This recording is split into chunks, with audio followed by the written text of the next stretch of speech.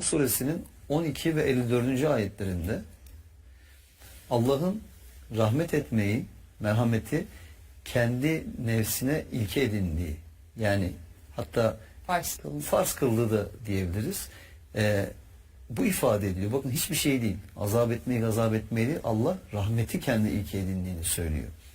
Ya da mesela Kur'an-ı Kerim'de yine çok açık bir şekilde Allah'ın rahmetini ümit kesmeyin diyor mesela. Allah'ın rahmetinden zalimlerden başkası ümit kesmez.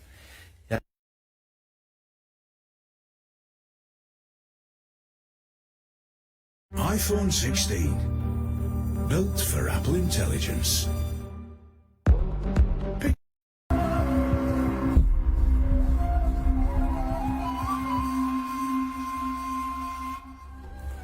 Aklımdaki sorular Ramazan programımızdan herkese hayırlı geceler diliyoruz sevgili izleyenler. Ramazan ayı boyunca önemli konuları birbirinden değerli isimlerle sizlere aktarmaya devam ediyoruz. Bu gece de sevgili Emre Dorman hocamızla birlikte Profesör Doktor Mehmet Okuyan hocamızı konuk ediyoruz ve Kur'an'da Allah'ın isimleri konusunu konuşacağız. Değerli hocam hoş geldiniz. Teşekkür ederim. Hoş bulduk. Sağ olun. Geldiniz hocam. Teşekkür ederim. Emre hocam çok güzel bir konuyu konuşacağız. Sıcacık bir program olacak. Evet inşallah bütün programlarımız gibi. Yani Allah'ın ayetlerinin konuşulduğu her yer güzelleşir. Dolayısıyla biz de en güzelin sözünü konuşmaktan şeref duyarız her zaman. Programlar güzel oluyorsa ki izleyicilerimizden hamdolsun çok güzel geri dönüşler alıyoruz.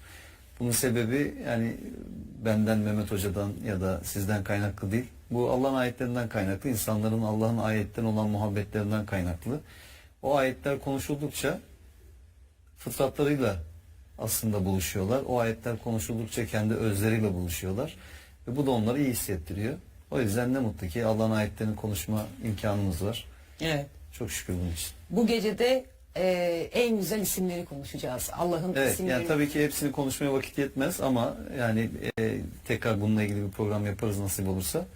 Elimizden geldiği kadarıyla bugünkülerin en azından bir kısım isimleri konuşmaya çalışacağız inşallah. Ama isimlere geçmeden önce şunu konuşalım istiyorum Emre hocam. Kur'an'da Allah'ın rahmeti ve sevgisi nasıl anlatılır? Şimdi bence bu çok önemli bir konu. Neden? Bu da Allah'ın isimlerinden Tabii. Evet. Onunla alakalı zaten. Dolayısıyla, Tabii evet. zaten onunla ilişkili. Ama şu açıdan çok önemli. Bence birçok insanın belki bizim de farkında olarak veya olmayarak Allah dendiği zaman zihnimizde, kalbimizde uyanan şeyleri bir gözden geçirmemiz lazım. Yani birçok insan için Allah neyi temsil ediyor mesela? Yani Allah'ın mesela diyelim ki varlığı onun için ne ifade ediyor? Ya da Allah'ın varlığı onun hayatı nasıl bir yer işgal ediyor? Allah gerçekten hayatının merkezinde mi? Yani Allah'ı sevdiğini söylüyor ama acaba bu sevgi de ciddi mi mesela bu insan bunu söylerken? Gerçek bir sevgi mi bu? Yoksa sadece bir ifadeden mi ibaret? Bunları bir gözden geçirmemiz lazım. Öte taraftan bir de Allah deyince maalesef birçok insanın hep böyle korku geliyor aklına. Yani cezalandırma geliyor ya da cehennem geliyor. Belki daha önce de anlatmışımdır. Yani çok yıllar önce bir genç bir kardeşimizle böyle konuşuyoruz. Yani şöyle bir şey söylemişti bana, çok şaşırmıştım yani. Hani bir şey soracak, utana sıkıla soruyor. Dedi ki hocam dedi şimdi bir tane dedi cehenneme gireceğiz ya dedi. Daha 17-18 yaşında bir genç. Dedim ya sen niye cehenneme girdin ki dedim, yani senin niye kendini cehennemde ya dedi günahlarımız var ya dedi, yani onun için cehenneme inip biraz yanıp sonra hani eğer Allah affederse cennete gitmeyecek misin falan. Ya şimdi 17-18 yaşında bir çocuk, bir genç kendini cehennemde hayal ediyor ya. Ve belli ki Allah hassasiyeti var, dine hassasiyeti var ve zaten bir dert edilmiş bir şey gelip anlamaya çalışıyor, sormaya çalışıyor. Yani niye bu halde insanlar? Niye hep biz böyle Allah'ın cezalandırmasıyla büyütmüşüz çocuklarımızı? Niye hep bununla korkutmuşuz? Ama şunu yaparsan Allah seni yakar. Aman bunu yaparsan Allah seni cezalandırır. Dolayısıyla maalesef ki dini gereklilikleri yerine getirmekten önce Allah'la olan bağımızı bir gözden geçirmemiz lazım. Yani Kur'an-ı Kerim'i bir kez olsun baştan sona okuyan bir insan, Kur'an'a hakim olan dilin rahmet ve sevgi dili olduğunu çok rahat bir şekilde görebilir. O kadar Kur'an'ın bütününe yayılmıştır ki bu. Tabii ki Allah'ın gazabı da vardır, azabı da vardır. Çünkü zalimler vardır. Ve o zalimlerin zulmünün en şiddetli şekilde cezalandırılması gerekir ahirette. Bu dünyada da o karşılığı gördükleri zamanlar olur. Ama şunu hiçbir zaman unutmamak lazım. Allah rahmetin, Allah merhametin, Allah sevginin kaynağıdır. Ve Allah rahmetin her şeyi çepeçevre kuşattığını söyler mesela Kur'an-ı Kerim'de. Yine mesela işte düşünün ki mesela Allah'ın bu kadar işte isimleri var. Kur'an-ı Kerim'de yüzü aşkın isimler var. Ve bu isimlerden Rahman ve Rahim isimleri hep en ön plana çıkan isimler değil mi? Allah'ın Evet. rahmetini, şefkatini, acıyıcılığını, bağışlayıcılığını ifade eden bu isimler en ön plana çıkan isimler. Öte taraftan En'am suresinin 12 ve 54. ayetlerinde Allah'ın rahmet etmeyi, merhameti kendi nefsine ilke edindiği, yani hatta farz kıldığı da diyebiliriz. Bu ifade ediyor. Bakın hiçbir şey değil. Azap etmeyi, gazap etmeyi değil. Allah rahmeti kendi ilke edindiğini söylüyor. Ya da mesela Kur'an-ı Kerim'de yine çok açık bir şekilde Allah'ın rahmetini ümit kesmeyin diyor mesela. Allah'ın rahmetinden zalimlerden başkası ümit kesmez. Yani bu kadar açık beyanlar varken Allah'ın rahmetiyle ilgili ya da işte mesela Vedud ismi değil mi Rabbimizin? Yani sevginin kaynağı olması, seven, sevilmeyi en çok hak eden. Yani dolayısıyla Kur'an-ı Kerim'e hakim olan bu rahmet dilinin ve sevgi dilinin yakalanması gerekiyor ki insanların Kur'an'a ve ayetlere karşı bir muhabbet oluşsun. Ve şunu anlayasınlar. Hani bazen diyorlar ki insanlar niye Kur'an'da böyle çok bazı ayetlerde çok şiddet içerikli ifadeler var. Dünyada da cehennemde de. Çünkü yeryüzünde korkunç şeyler yapan insanlar var. Ve bu korkunç şeyler yapan insanların bu yaptıklarından dolayı bunun mağduru olan onlarca, yüzlerce, binlerce, milyonlarca insan var. Evet. O insanların hakkı ne olacak? Yani Allah ne demesini bekliyordunuz? Yani Allah'ın zalimlere iyi ki zalimlik yaptınız, ne kadar da güzel zalimlik yaptınız demesini mi bekliyordunuz yani? Her şeyin hesabı her zaman dünyada sorulamayabiliyor. Yani Allah'ın sistemini en güzel Allah biliyor. Dolayısıyla evet bazı korkutucu ayetler olabilir, bazı şiddet içerikli ayetler olabilir, cehennem azabı ile ilgili insanların kanını donduracak ama zaten donsun o kanlar. Yani işin şakası olmadığını anlaması gerekiyor. Ve bakın keşke insanlar sadece sevgi dilinden anlayabilse. Keşke insanlar sadece merhametten anlayabilse. Ama bazı insanlar bundan anlamıyorlar. Yani şimdi düşünün ki mesela kanunlar var değil mi? Cezalar var. Şimdi bu kanunlar ve cezalar ortadan kalksa düşünsenize bir ortalık ne hale gelir. Yani bu kanunlar ve cezalar olmasına rağmen insanlar bu kadar suç işliyorlar. Evet. Dolayısıyla bazı insanlar evet tehdit dilini anlıyorlar. Bazı insanların karşı o cezalarla caydırıcılık ön plana çıkmalı. Ama Allah'ın rahmetinin, Allah'ın sevgisinin, kullarına olan muhabbetinin ve sevilmeyi en çok hak ettiğinin çok açık bir şekilde ortaya konduğu ayetler takip edildiğinde gerçekten Kur'an-ı Kerim'in bu konuları ön plana çıkardığını, inanan bir insan da önce Rabbi ile, Allah'la o sevgi bağını, o Allah'ın ona rahmetini, merhametini, onu esirgemesini, bunları hissetmesi önemli olan. Önce Allah'la doğru bir bağ kurulmalı ki Allah'ın diniyle de doğru bir bağ kurulabilsin. Şimdi eğer ki Allah en çok sevilen ve en çok sevilme hak eden olarak kodlanırsa insanın zihninde ve Allah rahmetin, merhametin, sevginin kaynağı olarak kodlanırsa o zaman Allah'ın bizden istediği şeyler bize külfet olmaktan çıkacak. Aşkla, şevkle, muhabbetle yerine getirmemiz gereken şeylere dönüşecek. Evet. Severek yapacaksın onu. Yani Allah'a şükrederken de, Allah'ı anarken de, hatandan dolayı tövbe ederken de, yani düşünsenize mesela, yani tövbe gibi muhteşem bir sistem var. Ya mesela Allah tövbeleri kabul eden olmasaydı nice olurdu haliniz diyor ya mealen ayet, yani o kadar muhteşem ki yani ya Allah mesela tövbeleri kabul etmeseydi gerçekten, ya Allah'ın affediciliği olmasaydı, bir düşünsenize ne olurdu mesela insanoğlunun hali. Yani yaptığın suç misliyle karşılık buluyor. Yaptığın iyilik 10 katıyla. Ya tam tersi olsaydı? Yani düşünün, yaptığın iyilik yaptığın kadarıyla, yaptığın kötülük 10 katıyla ceza bulsaydı olabilirdi. Allah dilerse bunu da yapabilirdi. Evet. Hayır, bunu yapmıyor. Yani dolayısıyla baktığımızda aslında doğru bir Allah tasavvurunda, doğru bir din, doğru bir Kur'an tasavvurunda eğer bir insan gerçekten iman etmek ve o imanını Allah'ın rahmetiyle, merhametiyle taçlandırmak istiyorsa Allah'ın merhametin her şeyi kuşattığını bilmeli. Allah'tan daha fazla hiçbir şey sevmemesi gerektiğini bilmeli. Allah'ın hayatımızın merkezinde olması gerektiğini bilmeli. Çünkü Allah, hep söylüyoruz, sıradan biri değil. Olsa da olur, olmasa da olur diyebileceğimiz bir şey değil. Allah'tan daha önemli hiçbir şey asla yoktur hayatta. Hani işte dua ile ilgili yaptığımız programda okuduk yani benim salatım diyor. Kulluğum, yani yaşamım ve ölümüm, her şeyim sadece ona ait. Yani ona adanmış bir hayat. Dolayısıyla bu şekilde bir Allah kul ilişkisi bence bir insanın imanın lezzetine varmasına, hani Allah imanı kalplerinize sevdirdi diyor ya, yani onu sevimli gösterdi kalplerinize.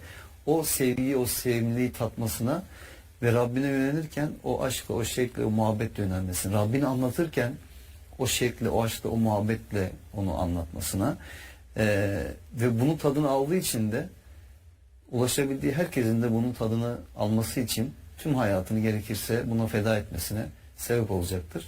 O yüzden hani Allah'ın rahmeti ve merhametiyle ilgili ayetlerin tekrardan bir okunması ve o ayetlerle insanın inşa olması gerekir diye düşünüyorum.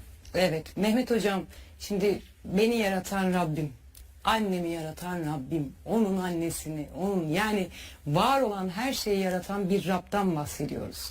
Sadece ona olan sevgimizde taşkın olmamızı isteyen bir Allah'tan, bizi değer verip bizi bu dünyaya var etmeye layık gören bir Rab'dan bahsediyoruz. Dolayısıyla onun sevgisinden, onun şefkatinden bahsediyoruz. Siz neler söylemek istersiniz?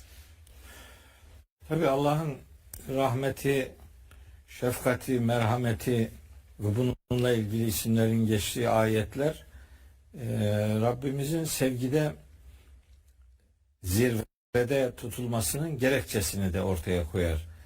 Yani en çok merhamet eden o olduğu için en çok sevilmesi gereken de odur.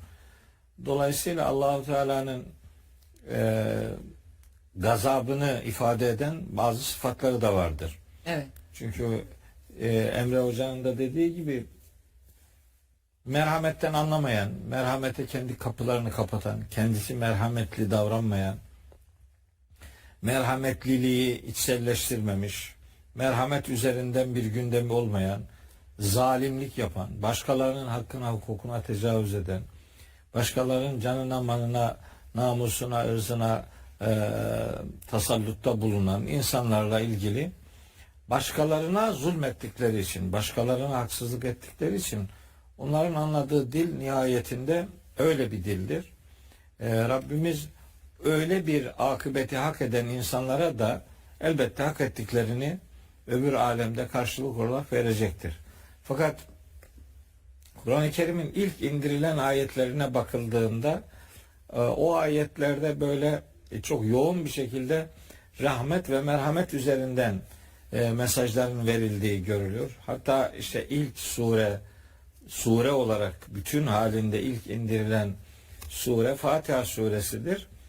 Ondan daha önce indirilen Alak suresinin ilk 5 ayetidir şeklinde kabuller de elbet vardır. Ayet olarak onlar ilk indirilenler diye kabul edilebilir, nihayetinde çok önemli bir sıkıntı olmaz. Orada bile İkra ve rabbukel ekrem, Allah-u Teala kendisini ekrem sıfatıyla tanıtıyor o ilk indirilen ayetlerde. Ekrem demek en cömert demek. Yani ondan daha cömerti olmayan, hayal bile edilemeyen kudret demektir. Fatiha'da ise Rabbimiz eğer Besmele-i Fatiha'nın ilk ayeti sayarsak, ki ben öyle kabul edenlerdenim. Allah Rahman ve Rahim sıfatlarını o surede 2 defa zikrediyor. Biri Besmele'de, diğeri de Fatiha'nın 2. ayeti, 3. ayetinde Rahman Rahim sıfatlarına yer veriyor. Öyle olunca biraz önce Emre Hoca'nın En'am suresi 12 ve 54. ayetlere gönderme yaptığını hatırlatayım tekrar. Bir ayet daha var onunla alakalı, Allahu Teala'nın rahmetiyle ilgili mutlaka anılması lazım gelen bir ayet daha var. O da Araf suresi 156. ayetidir. Surenin 156. ayeti. O ayette Hz. Musa Here is a new secret for you. La Familia Rana. Fresh pasta sauces.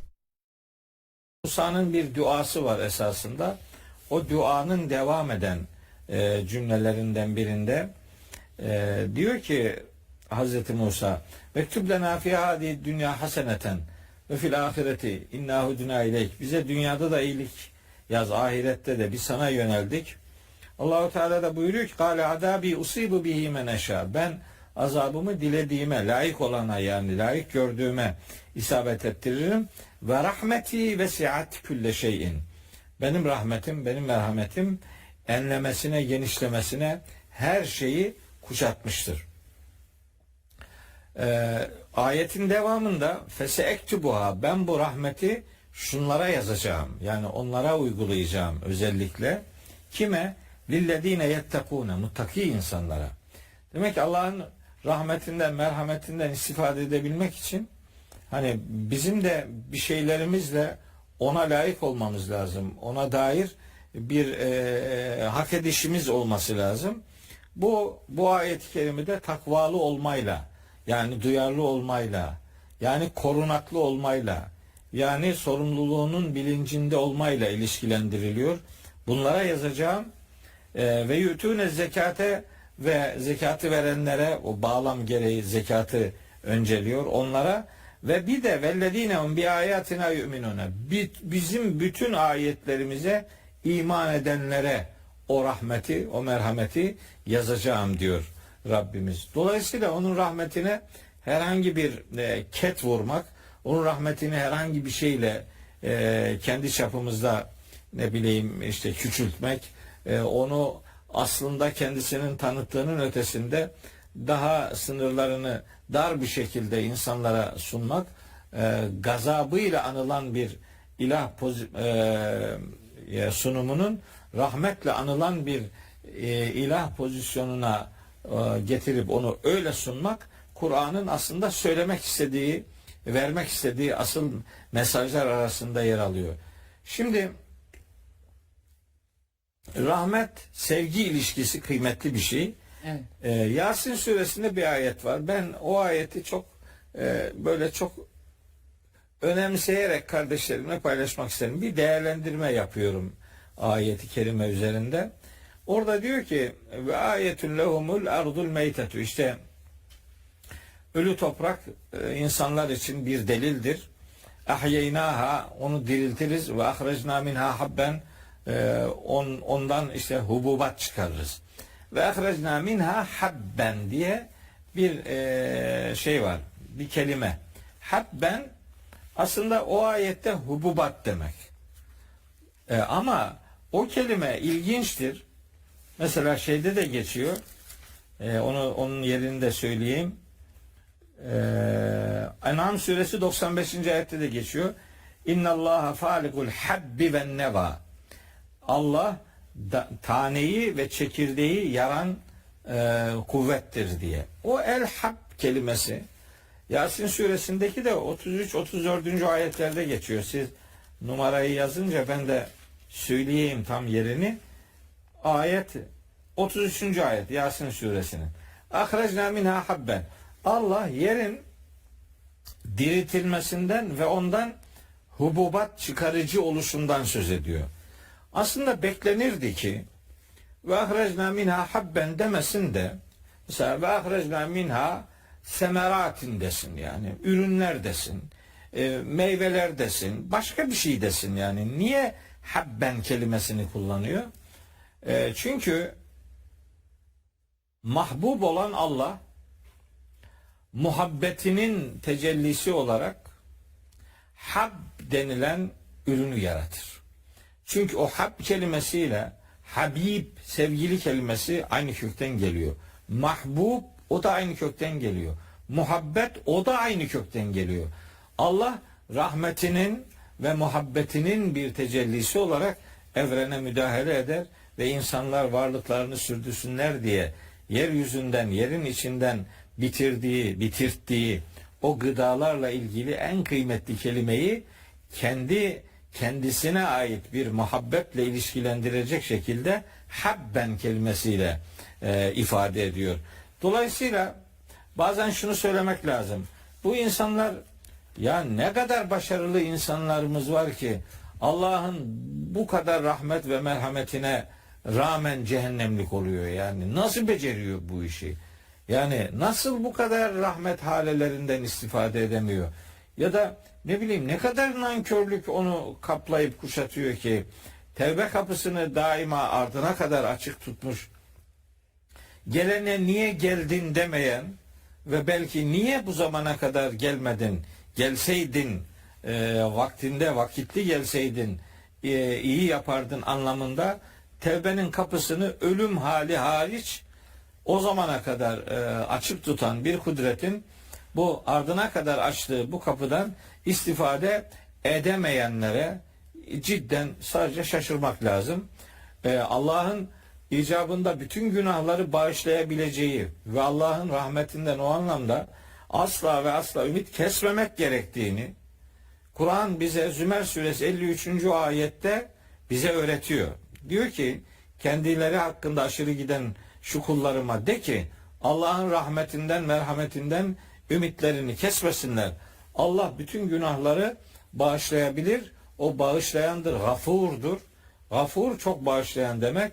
Rahim çok merhamet eden demektir. Evet, durumu, sıfatı böyle olan Rabbimiz bir tek günahı istisna ederek bu bağışlayıcılığı üzerinden bilgilendirmelerini sürdürür. Nisa suresinin 48 ve 116. ayetlerinde şirk üzere ölmek hariç Allah bütün günahları dilediğine bağışlayabilir. Ama yani o günahların bağışlanabilmesi için hani bir durumun ona müsait olması lazım.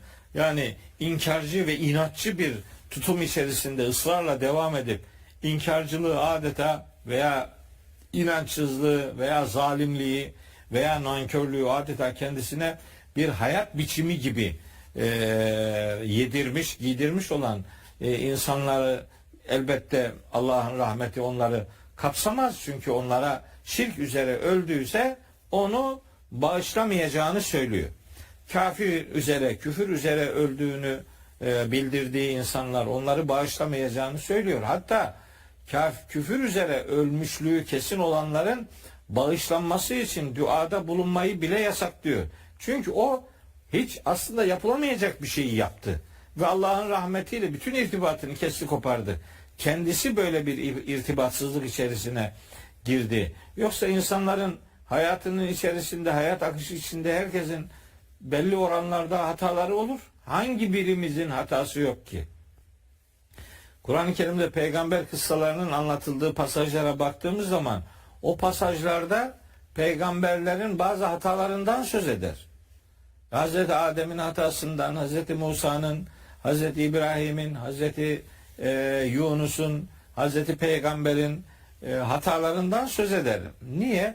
Çünkü Allah aslında kendi seçtiği peygamberlerinin bile hata yaptığı bu dünyada diğer insanların böyle bir hatasızlık iddiasında bulunmaması gerekir. Biz hata yapan varlıklarız. Bizden beklenen hiç hata yapmamamız değildir.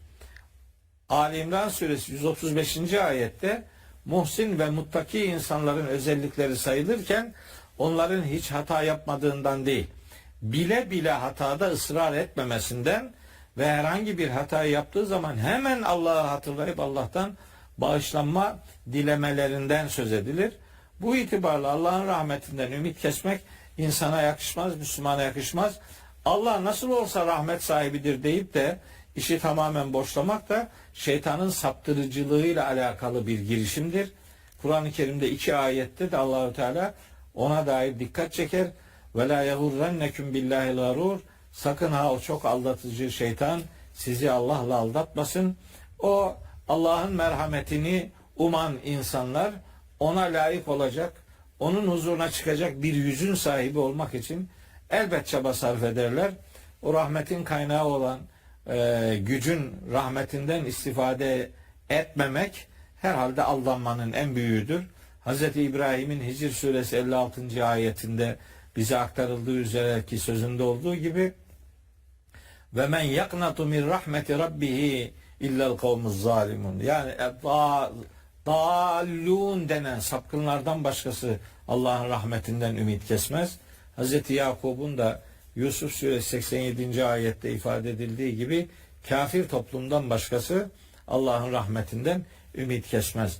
Rahmetin kapısı ardına kadar açıksa, ki öyledir, o rahmet kapısından istifade etmek bizim için vazgeçilmez ve tek zorunlu yön olan bir yöneliş adresidir.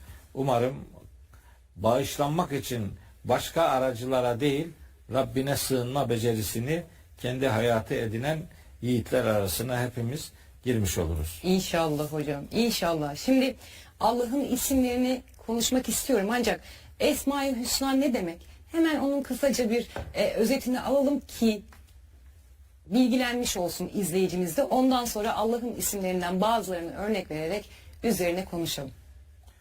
Esma-i Hüsna'nın ne olduğunu söyleyeyim, kısaca söyleyeyim. 2 defa peş peşe ben konuşmuş gibi olmayayım. Estağfurullah, fark etmez. Hemen sözü Emre kardeşime bırakacağım. Esma-i Hüsna çok ciddi bir konu başlığı gerçekten. Cidden bu konuyu seçtiğiniz için tebrik ederim. Biz onlarca yıldır böyle programlar yapıyoruz. Mesela Esma-i Hüsna ile ilgili bir programı ilk defa konuşuyorum. Bir hayalim var Emre'ciğim, bunu yayında söyleyeyim. Senin de hedefinde bir yerde bulunsun. Kur'an'da hayatı inşa edici ifadeler dolusuyla var da bu 88 tane ya eyyühellezine amenu ifadeleri var.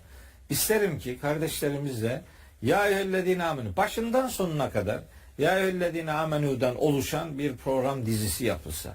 Allah nasıl inşa ediyor insanları?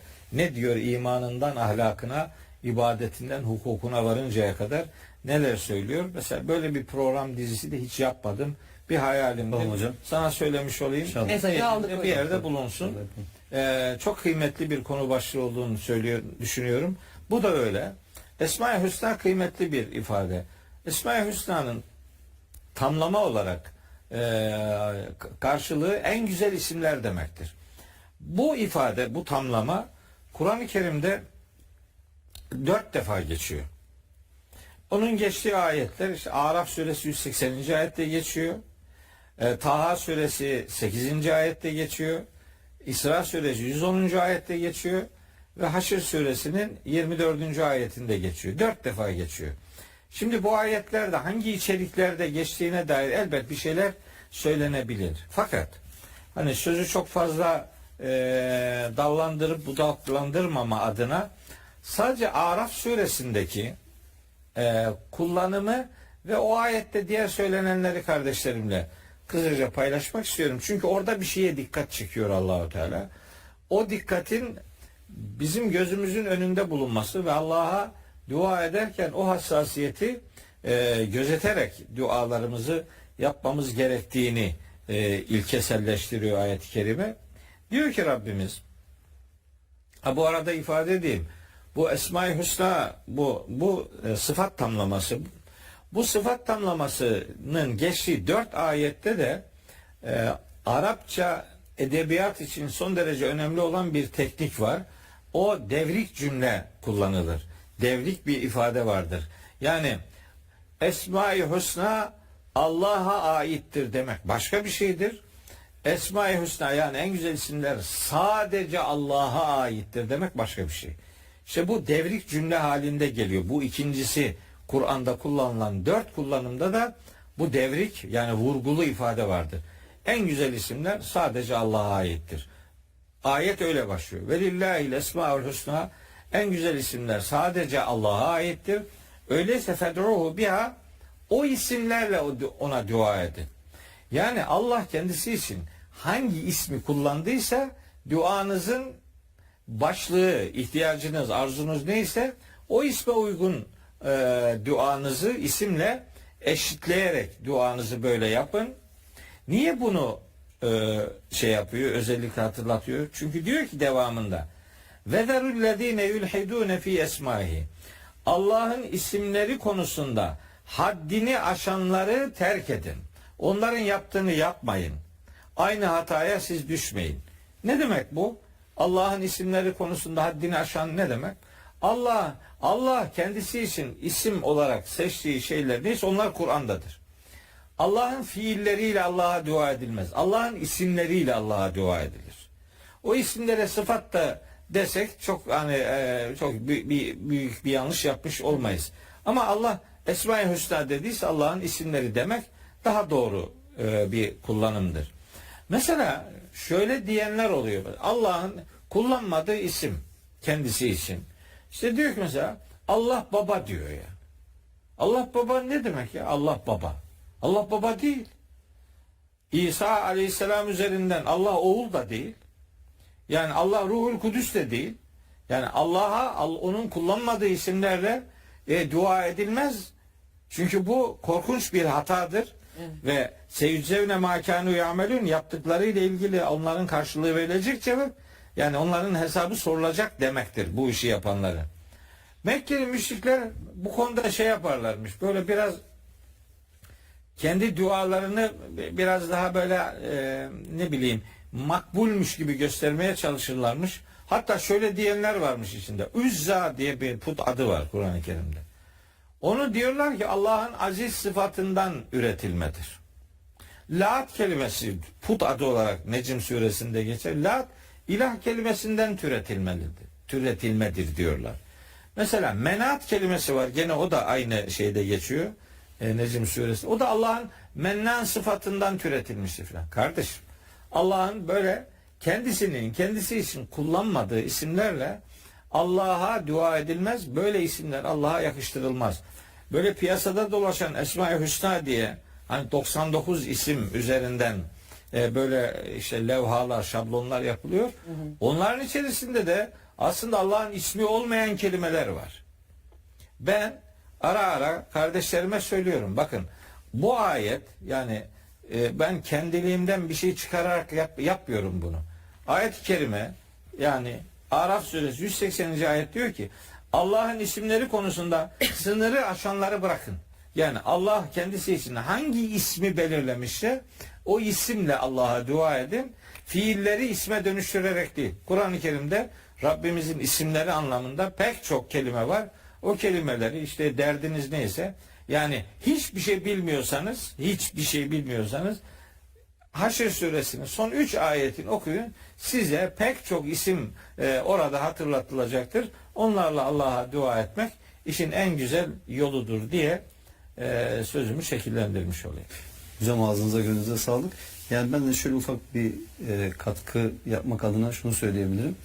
Şimdi aslında Allah'ın Kur'an'ın tamamına yayılmış olan bu her biri birbirinden önemli, değerli isimleri, benzersiz, tarihsiz özellikteki isimleri en başta bize Allah'ı tanıtıyor aslında. Evet.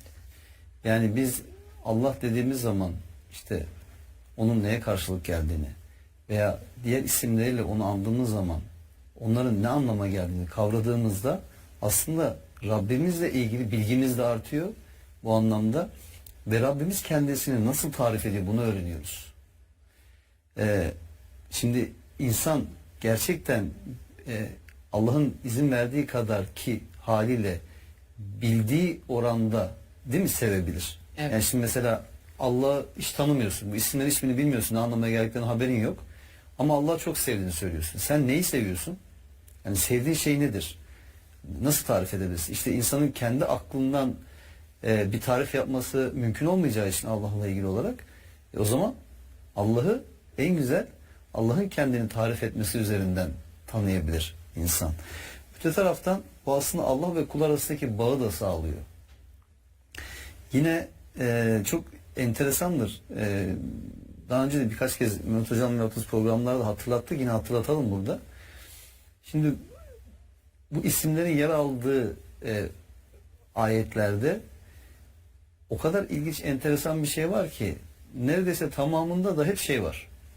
Mutlaka o konuyla bir ilişkili isim seçiliyor orada. Yani rastgele değil. Yani orada laf olsun diye geçmiyor isim. Mutlaka orada bir bağlam var. Orada bir konu var, bir anlatı var.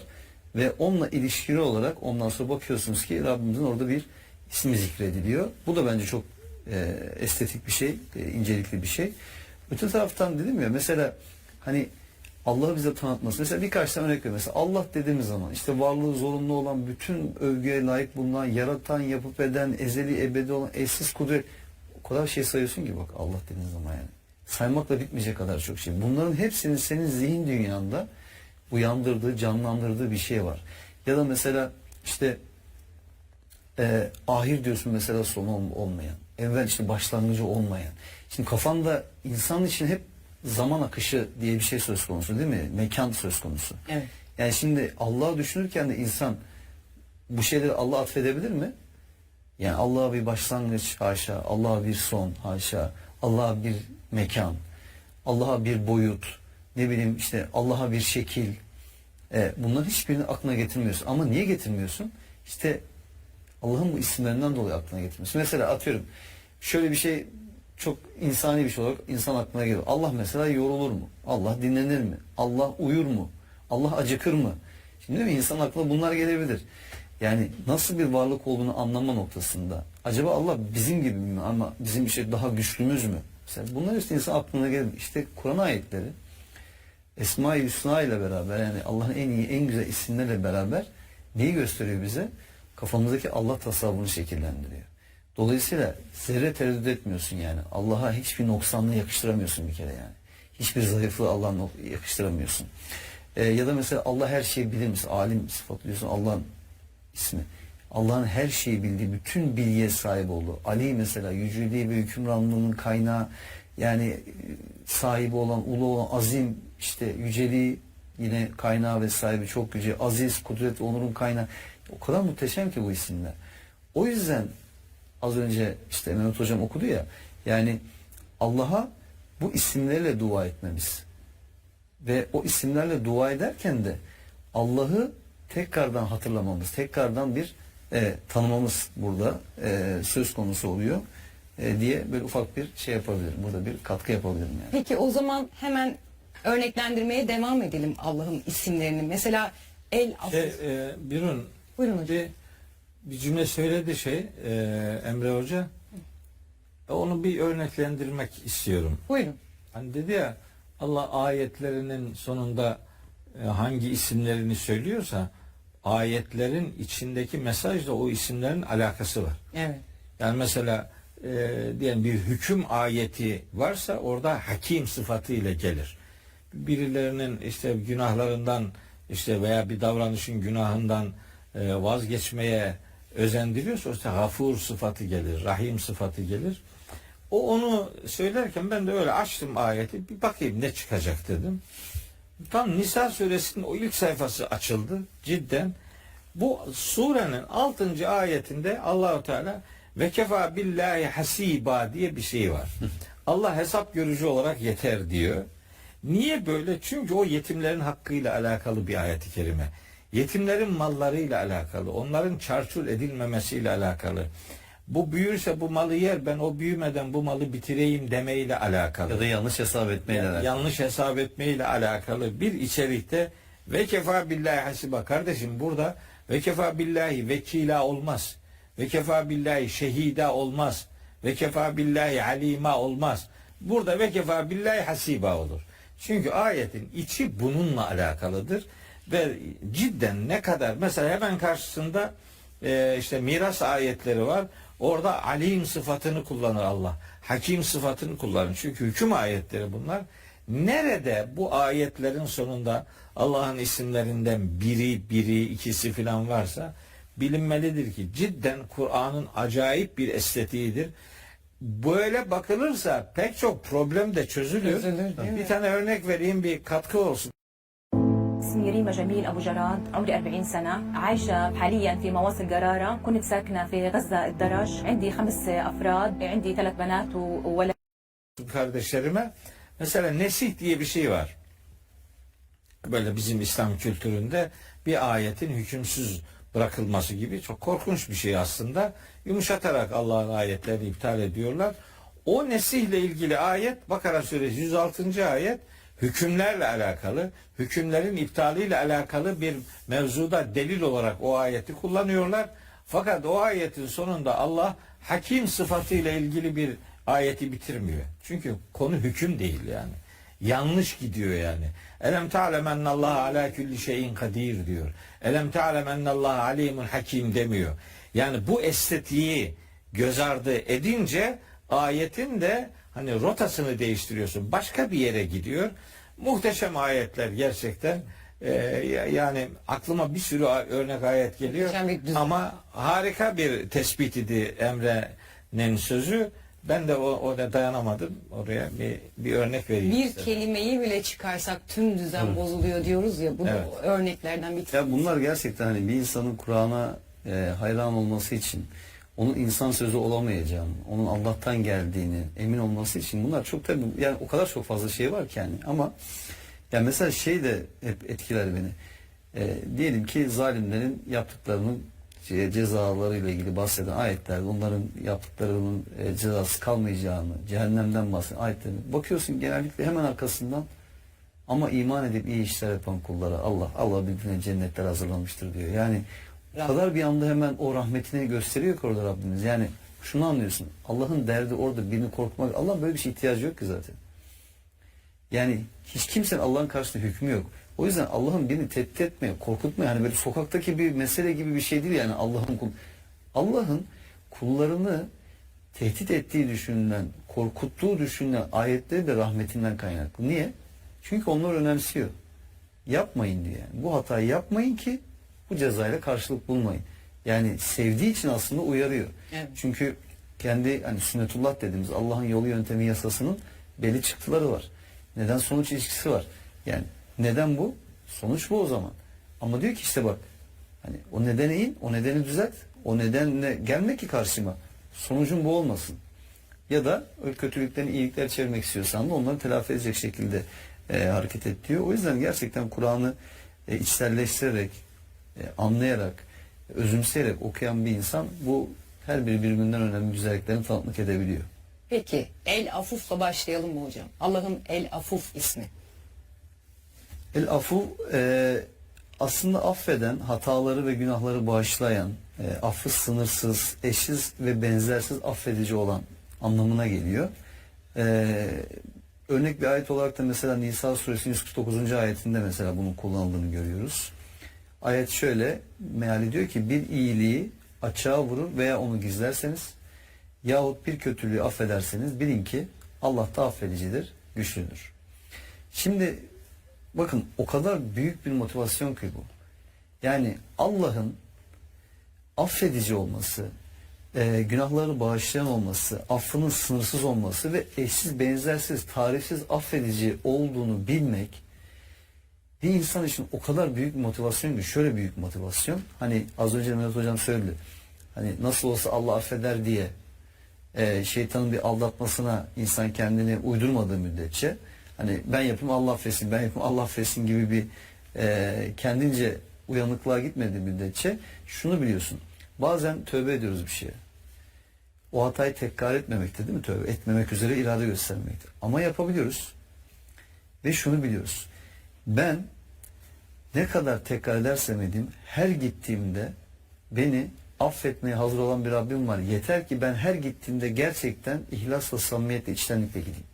Yani böyle bir pazarlık konusu yapmadan, bunu böyle bir çıkar meselesine dönüştürmeden. Eğer bir insan bunu biliyorsa bu çok bir motivasyon. Ya şöyle olsaydı, ya Allah deseydi ki işte şu günahları yaptıktan sonra artık sizin affolmanız mümkün değil. Düşünsenize insan ne kadar çaresiz, ne kadar yapayalnız ve hani bazen halk arasında da oluyor ya şimdi adam kalkıyor diyor ki sen diyor bundan sonra ne yapsan da Allah seni affetmez diyor. Yani sanki Allah kimi affedip kimi affetmeyeceğini hangi konulardan affedip affetmeyeceğini listesini ona vermiş gibi. Diyor ki yani ne demek istiyor? Yani sen zaten ahiretinden oldun. Bari bu dünyadan olma demeye getiriyor yani. Hani artık yaşa yani hayatını yapabildiğini yap. Çünkü zaten ahiretin gitti diyor yani. Adamın zannedersin ki sanki ahiret bekçisi.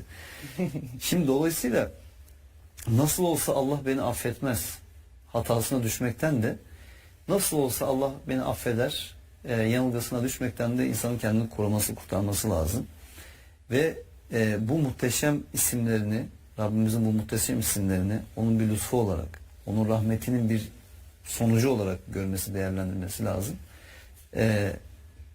Allah'ın şirk dışında her günah affedeceğini söylemesi ki şirki de eğer o şirkten dönerse bir insan yaşarken hani ölüm ona geldiği zaman değil gerçekten yaşarken pişman olur, tövbe eder ve Allah'ı birlerse, Allah ortak koşmaktan uzak olursa Allah onu da affedebilir.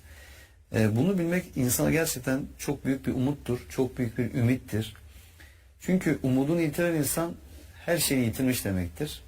Eğer Allah'ın affedici olmasaydı emin olun herkes umudunu yitirirdi. Tabii. Ve umudunu yitirdikten sonra da o insanı zapt etmeniz, o insanı kontrol altında tutmanız imkansız hale gelirdi. O yüzden iyi ki böyle muhteşem bir isim var Rabbimizin ve o ismi üzerinden ona yöneliyoruz, af diliyoruz ve af dilediğimiz Rabbimizin de affetmeyi seven olduğunu biliyoruz. Peki Elber? Tabii bu da iyilikle alakalı. Yani Allah'ın aslında iyilik ve lütuf sahibi olduğu, Allah'ın iyiliğinin ve lütfunun sonsuz olduğu. Mesela eşsiz iyi, hatta gerçek anlamda tek iyi, sonsuz iyilik sahibi, erdemin mutlak kaynağı gibi böyle bir takım anlamlar verebiliriz. Bu da mesela Tur suresinin 28. ayetinde bir örnek olarak karşımıza çıkıyor. Şüphesiz o sonsuz iyilik sahibidir diyor. Yani hani ihsan kavramımız var ya, Kur'an'da zaman zaman kullanıyoruz ya da iyiliği tarif ederken mesela Allah hani iyilik yüzlerinizi işte doğuya veya batıya dönmeniz değildir diye başlıyor ve muhteşem orada uyarılarda bulunuyor. İnsanın şunu bilmesi lazım. Allah bizden niye iyi olmamızı istiyor? Niye erdemli olup iyi tercih etmemizi istiyor? Niye ihsan sahibi olmamızı istiyor? Yani karşılıksız iyilik yapmamızı istiyor. Çünkü Allah iyiliğin kaynağı. Allah en iyi. Bazen mesela Allah neden yaratmıştır sorusuna bazı böyle din felsefecileri şöyle bir cevap vermişler.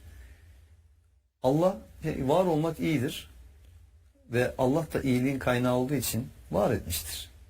Yani var olmak yok olmaktan daha iyidir. Ve Allah da iyi olanı tercih etmiştir. Çünkü Allah iyiliğin kaynağıdır. Dolayısıyla Allah da var etmiştir.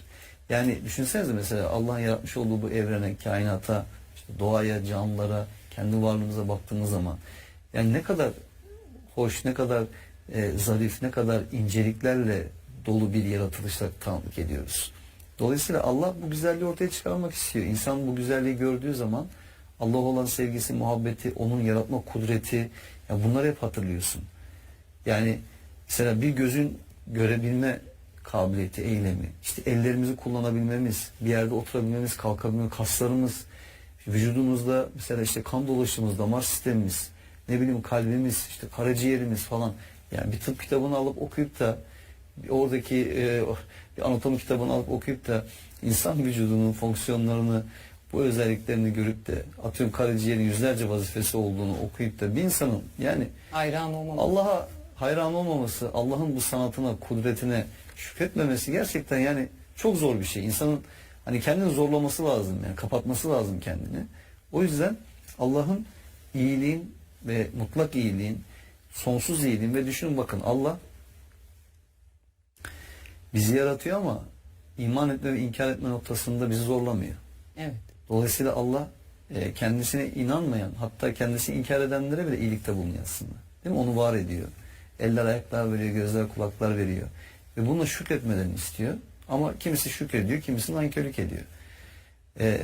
Mesela Allah'ın Rezzak sıfat ismini düşündüğümüz zaman da mesela Allah sadece kendisi iman eden rızıklandırmıyor ki.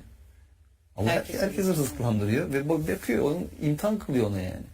Dolayısıyla bu Allah'ın mutlak iyiliği, iyiliğin kaynağı olması ve bizden de neden iyi olmamızı istediğini anlamak için çok muhteşem bir isim.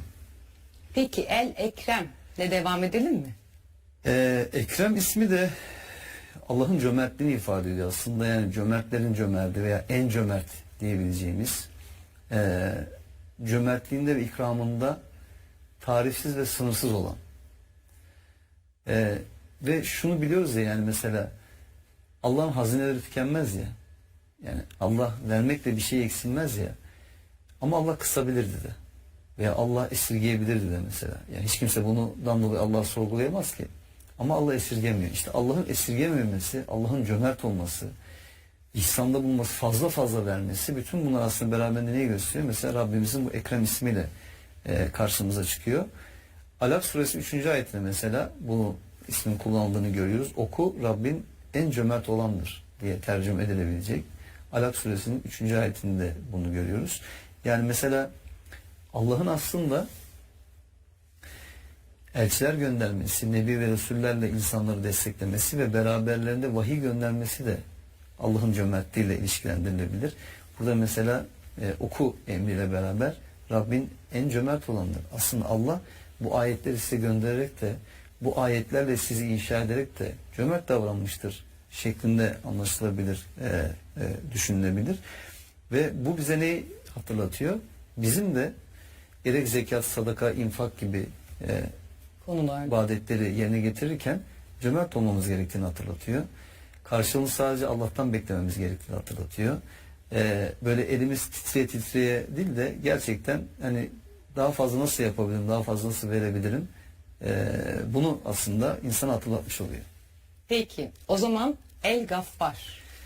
Tabi bu da aslında yine Allah'ın affediciliği ilgili isimlerinden, yani bağışlamaktan asla bıkmayan, sıkılmayan, sınırsız şekilde bağışlayıcı olan, yine gerçek bağışlayıcı olarak tarif edebileceğimiz muhteşem bir isim. İyi ki de böyle.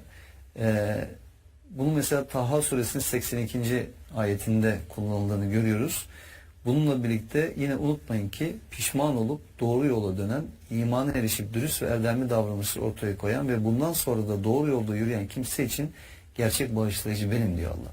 Yani ama dikkat ederseniz burada bir neden sonuç ilişkisi var yine. Diyor ki pişman olup doğru yola dönen, imana erişip dürüst ve erdemli davranışları ortaya koyan ve bundan sonra da yani zikzak yapmayan, yalpalamayan, tekrar doğru yolda yürüyen kimse için gerçek bağışlayıcı benim. Eğer siz böyle olursanız, yani bunu söylüyor Allah, eğer siz böyle olursanız Rabbinizi çok bağışlayıcı bulacaksınız. O hatalarınız, kusurlarınız, günahlarınız var ya, Allah onların hepsini örtecek.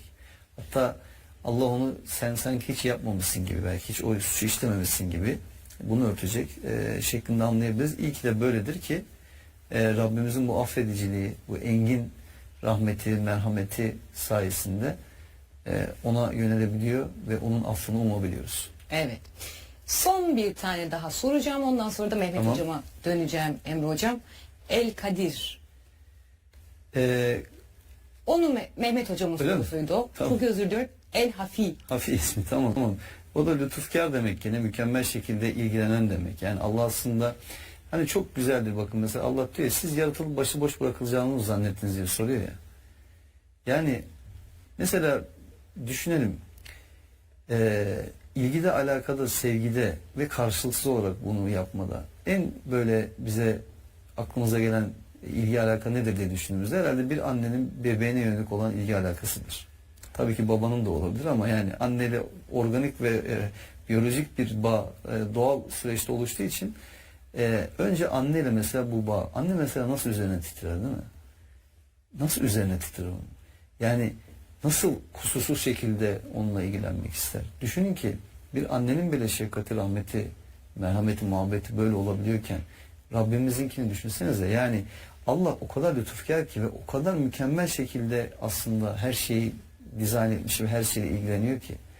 Yani hep gerçekten bu ayetleri konuştukça hep şu geliyor aklıma. Yani böyle bir Rabbe kulluk etmeyip, yani insan hakikaten çok mahcup olur insan ya böyle bir Rabbin karşısında. Yani mesela dünyadayken unutabilir. Yani bu bütün bu kendisine verilen şeyleri Allah tarafından verildiğini unutabilir. Ama ahirette, ama hesap günü Allah'ın huzuruna geldiği zaman bunların hepsini hatırlayacak. Ve nasıl bir mahcubiyet bu? Yani Allah'ın karşısında bence insanlar hep şunu düşünüyorlar, biliyor musunuz?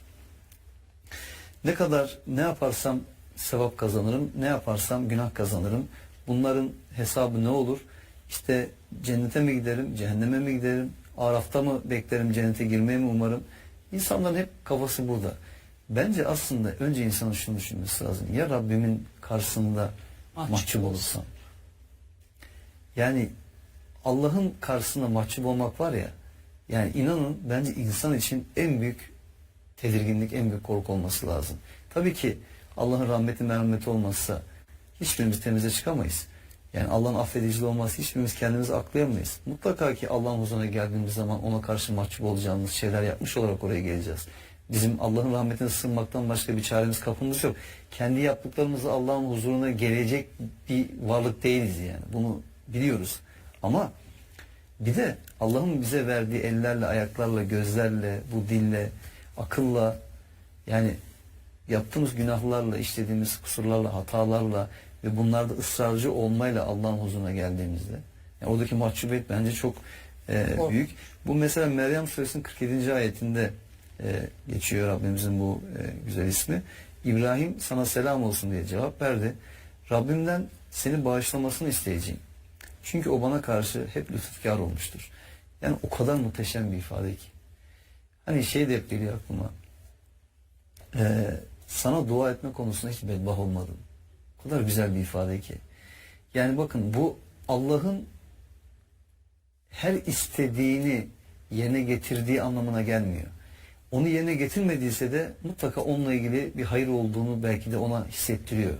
Yani sana dua etme konusu hiç bedbaht olmadım, bence bu. Ve burada düşünebiliyor musunuz? Diyor ki yani o bana karşı hep lütufkar olmuştur ya.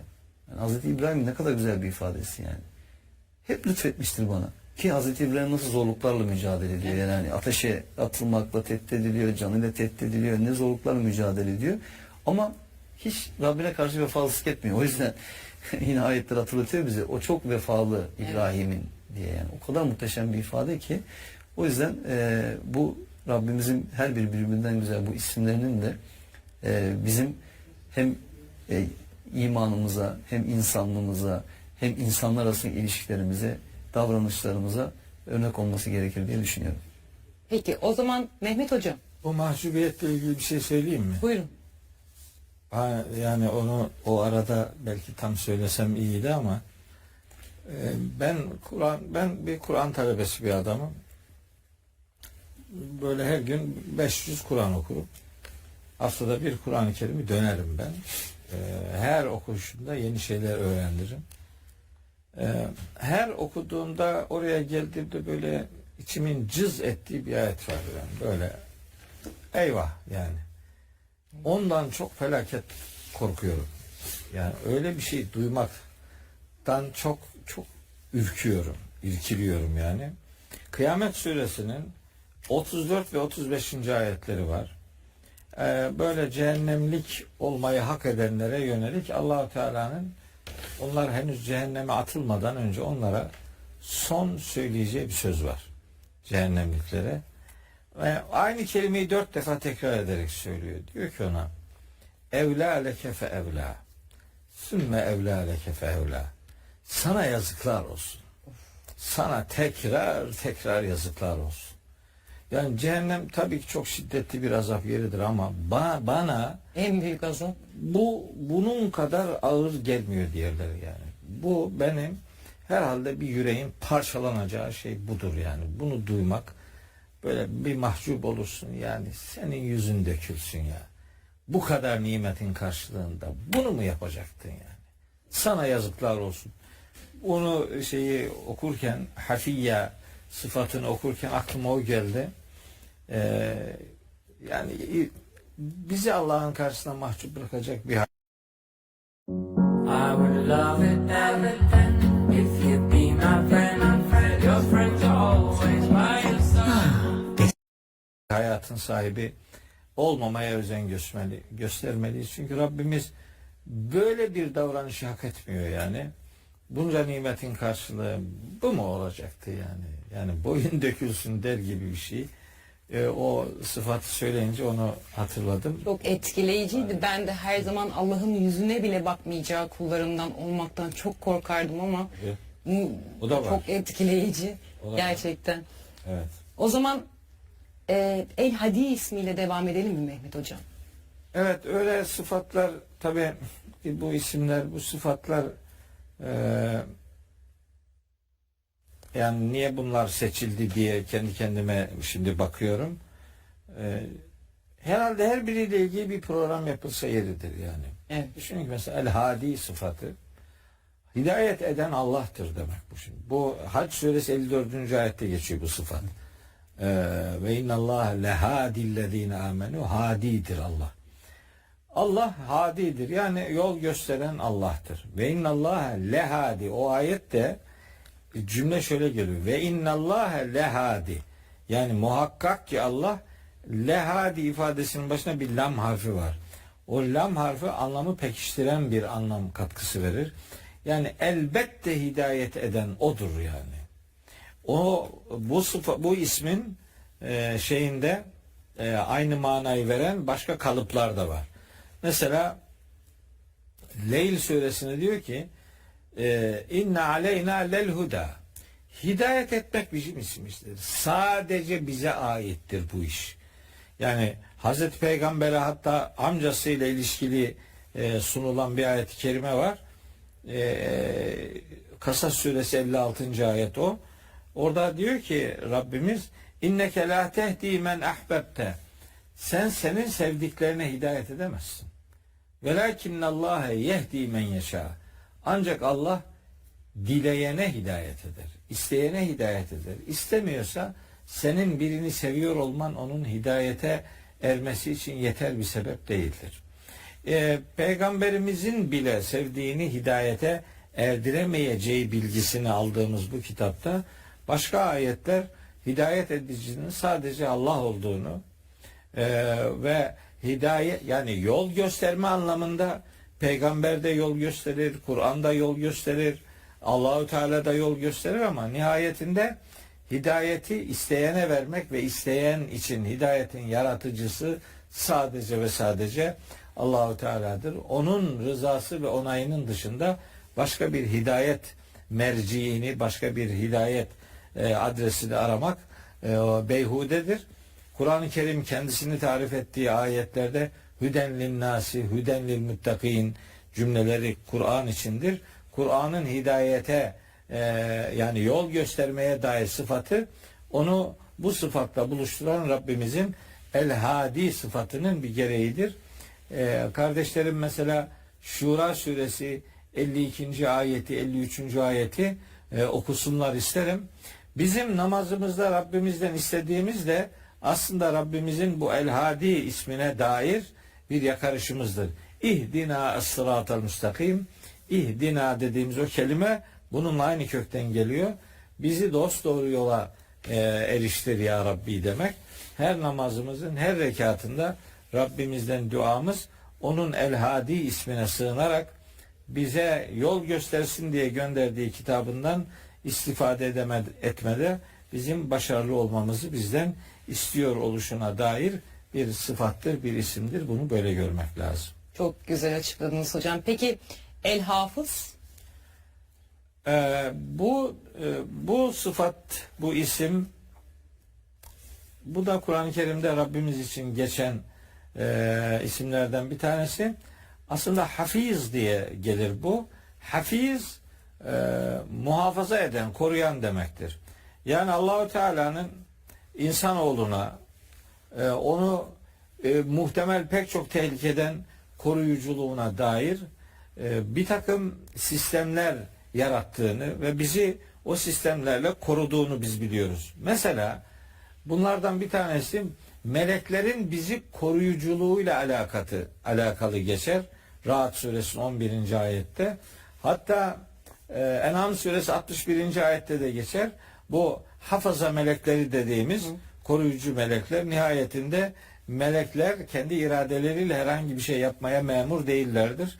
Onlar Allah ne istiyorsa onu yapmakla o mesajı ve o görevi iletip yerine getirmekle yükümlüdürler. Ve rabbuke ala kulli şeyin hafiz. Rabbin her şeyin koruyucusudur. Her şeyin kollayıcısıdır. Bu koruyuculuk ismi gereği melekleri de insanların sıkıntılarında veya bir takım muhtemel tehlikelerde onları koruyan bir yapının görevli varlıkları olarak bilinirler. Ama meleğin koruyuculuğunu onu o görevle buluşturan Allah'a nispet etmek ve hafiz sıfatının, hafiz isminin Allah'a ait olduğunu bilmek ve Rabbimizin bizi daima koruyan olduğunu, ama o koruyuculuğa rağmen insanlar bazen sınırı aşmak ister, başka şeylere tevessül ederler.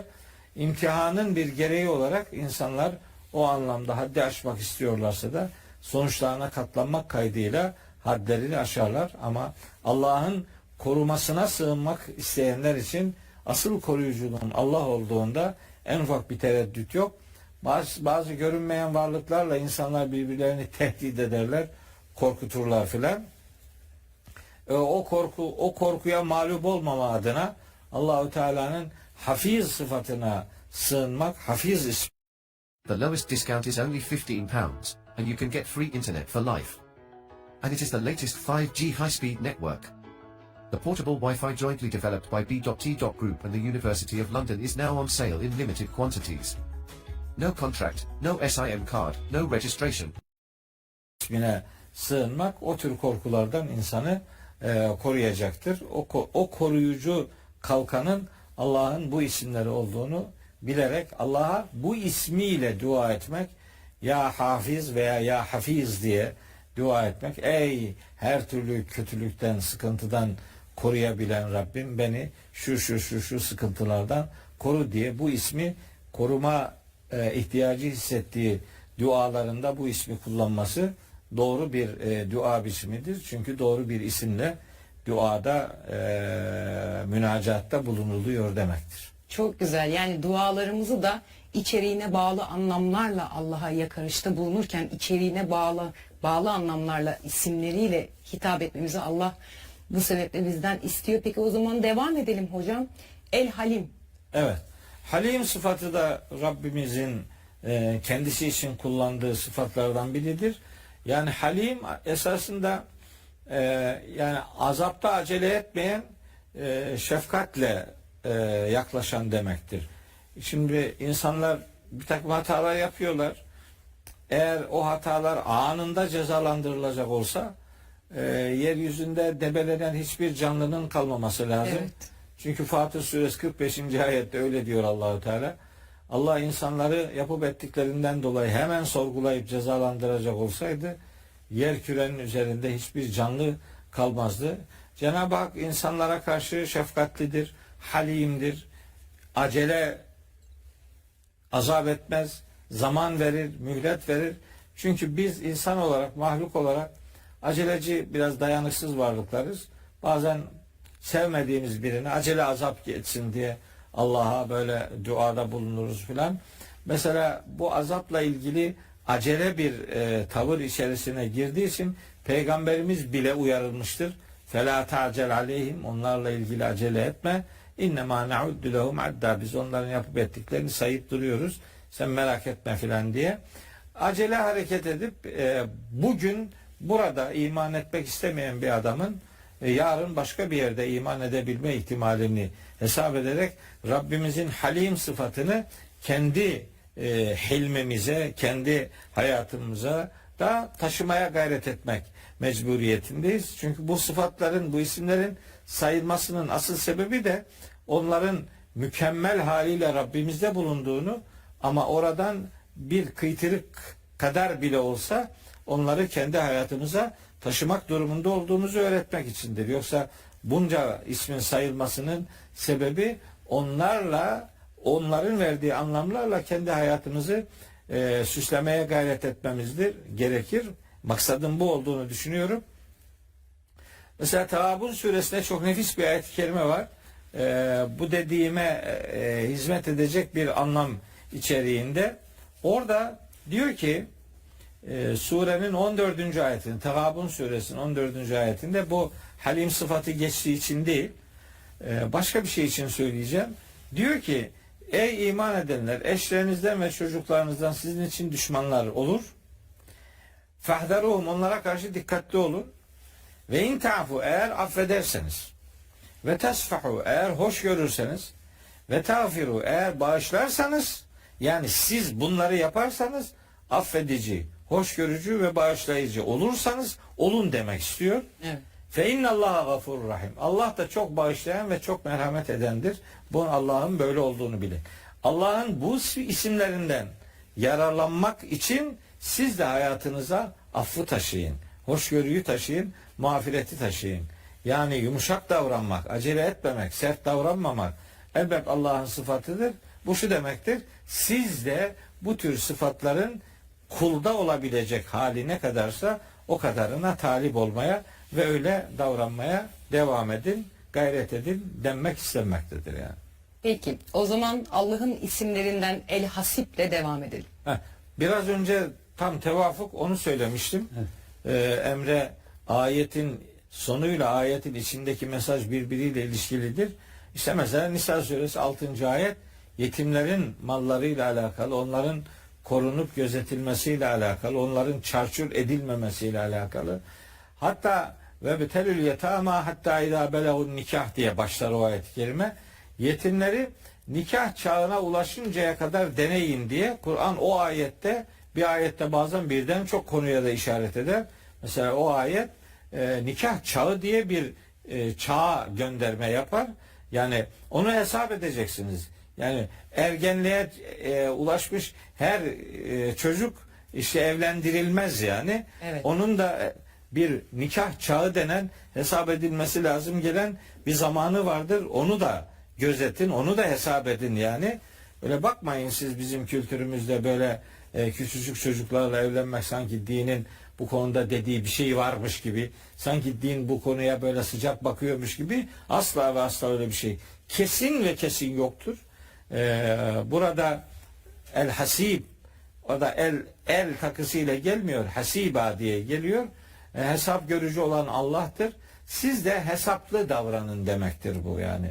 Siz de Allah'ın hesap görücülük sıfatından minimize edilmiş bir haliyle yetimlerin mallarını değerlendirirken hesaplı olun. Böyle har vurup harman savurmayın. Ve nikah çağıyla alakalı da siz o çağı hesap ederek çocuklarınızın evlenmesi noktasında o çağı daha öne çekebilecek bir yanlışlık içerisine girmeyin der gibi bir manası var. Bu arada mesela şöyle şeyler duyarız kendi hayatımızın içerisinde. İşte mesela biri birini sorgular. Yani niye namaz kılmıyorsun filan diye paylar veya niye oruç tutmuyorsun diye böyle paylar. Bakın bu soruları Allah sorar yani.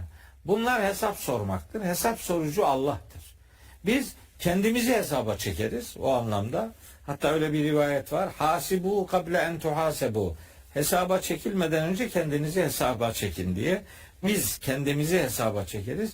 Zaten insanoğlu kendini hesaba çekmeyi kendi hayatının bir prensibi olarak uygularsa başkalarını hesaba çekmek gibi bir zamanı olmayacaktır zaten. Öyle bir zaman bulamayacaktır. Ama din adına birine hesap sormak gibi bir yetkisi hiç kimsenin yoktur. Hiç kimse bu dinin sahibi değildir. Hiç kimse bu dinin jandarması değildir. Allah'ın soracağı soruları kullar birbirlerine Allah'tan rol çalarak birbirlerine yönlendirmemelidirler. Hesap görücü olarak ve hesaba çekici olan kudret Allah-u Teala'dır. Bizim bundan anlayacağımız kendimizi o büyük hesap gününden önce kendimizi muhasebe etmemizdir yani. Peki Emre hocama 5 soru sordum hocam. 5 isim sordum. Allah'ın isimlerinden 5 tanesini açıklamasını istedim. Evet. Size de son olarak El Kadir'i sorup programı kapatalım istiyorum. El Kadir sıfatı, Allah'ın El Kadir ismi. Evet, El Kadir yani Kur'an bütünlüğüne son derece yayılmış, çok farklı kalıplarıyla da önümüzde duran bir sıfat.